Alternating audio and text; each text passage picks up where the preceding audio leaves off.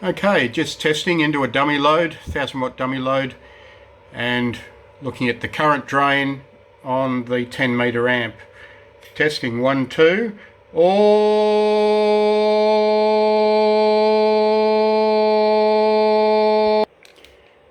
Okay, the exciter is a GEB model.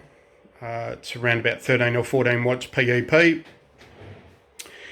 My amplifier, it is a 4 transistor MRF455.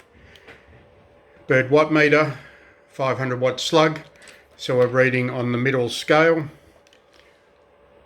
Audio. Audio. Alright, here's one test. I've just removed the amp meter from being in line. Audio.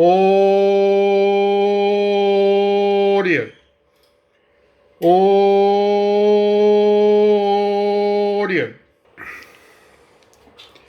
Audio.